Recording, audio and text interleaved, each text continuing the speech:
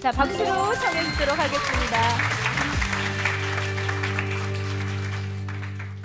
협동조합을 얘기를 하면 보통 우리 전통의 조직들이 딱 떠오르실 거예요. 자, 노유민 씨, 네. 뭐가 떠오르시나요? 뭐 조직이요? 조폭.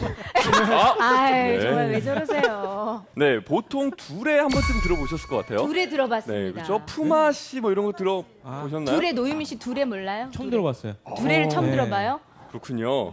자, 네. 일찍 데뷔하셔가지고 네, 제가 네. 중학교 때 데뷔해가지고요. 네. 국사를 공부를 못했어요. 아, 괜찮습니다. 지금 배우면 되는 거 아닙니까? 자, 일단 굉장히 좀 어려워 보이는 책이 하나 나왔습니다.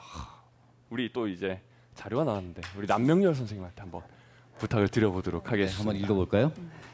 왕은 이미 육부를 정한 후에 이를 두 패로 나누어 왕녀 2명으로 각각 분의 여자들을 거느리도록 하여 봉당을 만들어 가지고 7월부터 날마다 대부의 뜰에 모여서 기시쌈을 하는데 밤늦게야 이를 피했다. 요게 이제 삼국사기 신라조에 들어가 있는 자료 내용입니다. 굉장히 오래죠, 신라시대. 그래가지고 이제 사람들이 모여가지고 함께 이렇게 직물, 그러니까 옷감을 짜는 거죠. 두 패로 나눠가지고 짠 다음에 7월 중순부터 해가지고 8월 중순까지. 그래서 음력 8월 15일 안가위죠. 네, 그거의 기원입니다. 가배. 네, 여기서 이제 나오는 이게 길쌈두레라고 합니다. 그러니까 이게 어찌 보면 기원입니다. 기원. 저 옛날로 올라가서 아, 이렇게 노동력을 공유하면서 뭔가 함께 했구나. 근데 길쌈을 했구나. 그래서 길쌈두레라고 하고요. 레이 양, 네, 혹시 두레 품앗이 들어보셨나요? 둘에는 사실 조금 저는 생소하긴 해요. 두레는 한 마을의 공동 조직입니다. 그래서 한 마을에서 거의 의무적으로 장정들을 뽑아가지고 함께 농사를 마을 단위로서 지어주는 거를 두레라고 해요. 우리가 일반적으로 알고 있는 두레는 바로 요거죠. 조선 후기 때 모내기가 발달합니다. 자, 여러분 모내기 아시나요? 모내기 알죠? 모내기 어떻게 하는 건가요? 하나하나 모를 심어야 모각 됩니다. 전문가. 네. 근데 저는 이게 푸마씨인 줄 알았어요. 아, 근데 네. 모를 심어봤거든요. 네. 이 모를 심습니다. 이 옮겨 심는 거죠. 요게요. 농업에 있어서 혁명적인 방법입니다. 이게 생산력이 어마어마하게 증가돼요. 조선 후기 때 이게 쫙 전국적으로 확산이 되는데 요거를 하려면 일단 들어가는 게 모내기 할 때 노동력이 굉장히 많이 들어갑니다. 옮겨 심을 때.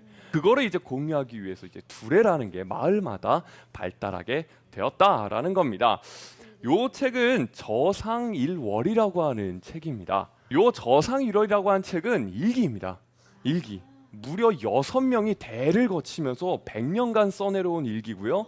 조선 후기 순조 때부터 6.25 전쟁까지. 그래서 우리 근현대사에서 굉장히 중요한 자료로서 나옵니다. 그 중에 이제 하나, 박등영이라고 하는 사람이 이제 두 번째로 바톤을 받아서 일기를 써 내려갔는데요. 거기 보면 이런 기사가 있습니다. 마을에서 3개의 팔을 나누어 논에 김매기를 하였다. 일단 둘에는 마을에 하나가 존재합니다. 근데 여기 보니까 마을에 3개의 팔을 나눴다 했죠? 마을이 너무 큰 겁니다. 네, 마을이 커가지고 그 마을 안에 하나씩 두레가 조직이 되어 있었고요. 보통 두레가 조직될 때는 10명 이상이 됩니다. 네, 두레꾼이 되려면 어떻게 해야 되는가? 라는 겁니다. 일단 나이 제한이 좀 걸리는데요. 일단 나이는 16살 이상이 되어야 됩니다. 그렇다고 아무나 다 가입은 시키는 건 아닙니다. 일을 해야 되니까요. 그래서 네가 얼마 정도 일을 잘할 수 있는지 한번 테스트를 해보겠다. 체력장 같은 거 네, 혹시 그렇죠. 하나요? 그래서 호남 지방에 있어서는 저 의식을 어떻게 하냐면 들골 해가지고 이게 들면 통과, 못 들면 탈락 이런 거. 그다음에 경기도 광주 지역에서는 자, 발 벌려서 서봐. 딱이면 농사할 때 거는 호미들 있죠. 딱 걸어놓고 버티기. 이거 통과하면 합격. 뭐 이런 이제 의식 같은 거를 치르면서 이제 두레꾼으로 이제 들어오게 됩니다. 자, 노유민 씨. 네. 철 들었다? 어떻게 생각하십니까?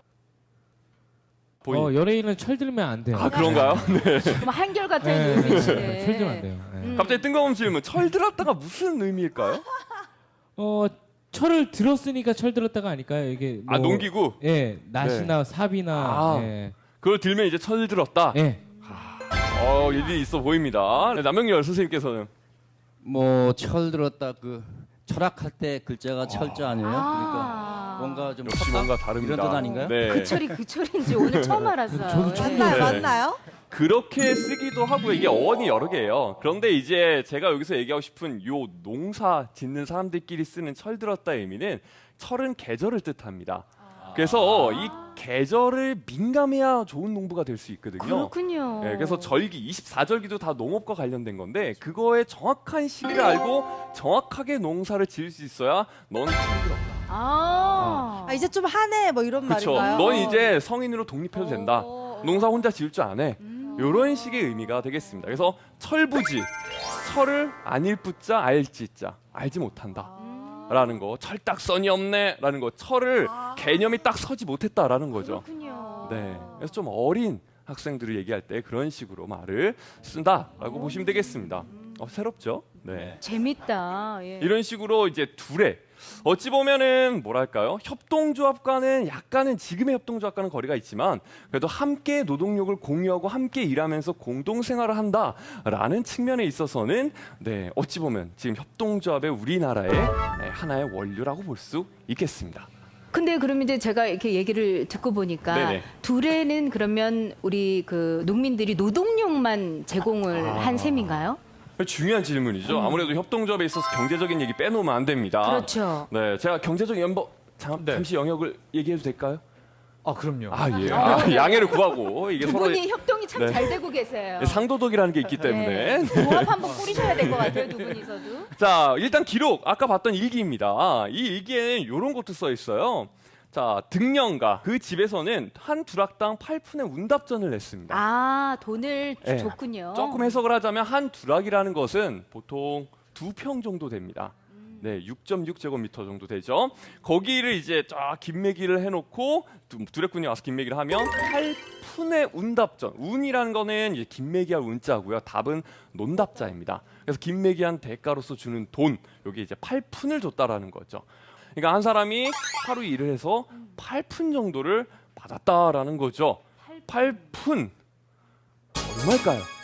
8푼, 왠지 어감 자체가 8푼이 그러면서 큰 돈은 아닐 것 같다라는 느낌은 들거든요. 네, 이거를 오늘날의 경제적인 화폐로 계산하기엔 굉장히 좀 어렵습니다. 근데 우리가 쉽게 생각할 수 있는 게 요거랑 비슷한 시기 때에 정조 1800년에 돌아가셨는데 마지막으로 이제 수원화성을 만드셨거든요. 그 수원화성을 만들 때 동원됐던 노동자에게 이전 5푼의 일당을 줬습니다. 네. 보통 이제 하루 일당 이전 5푼, 굉장히 싼 거죠. 네. 네, 우리가 보통 얘기할 때 한 푼 줍슈, 거지들이 한 푼 줍슈, 이거 8번 하면 이제 받을 수 있는 돈이에요. 그렇군요. 네, 굉장히 저렴한 돈을 받았죠. 근데 이 돈을 받아서도 개인이 그냥 가져간 게 아니라요. 네, 여기 기록을 또 보면은 동회가 운답전을 거둬 비용과 잡비를 맞추었다. 개인이 받아가는 돈이 아닙니다. 이거는 이제 마을의 자치조직이죠. 동회라고 하는 곳에서 돈을 받아가서요. 그 돈을 가지고 또 이제 여러 가지 비용이라든가 또 공동으로 납부할 세금이라든가 이런 것들을 다 동회에서 움직였기 때문에 사실상 경제적으로서는 먹는 식량 정도라고 보시면 되겠습니다. 그렇군요. 네. 그렇게 그 얘기를 이렇게 듣고 보니까 사실 협동조합의 이 모체 시초가 된 게 두레라고 말씀을 하셨는데 네네. 그렇다면 오늘 두레의 현대판인 협동조합은 그럼 과연 경제적인 이득이 있는 걸까? 아까는 협동조합 해볼까 하다가 약간 좀 돈 많이 못 버는 거 아니야? 이런 의구심이 생긴거든요. 여러분들도 그러시죠? 네. 근데 이분들을 만나면 그 해답을 찾을 수 있다고 하는데요. 한번 만나볼까요?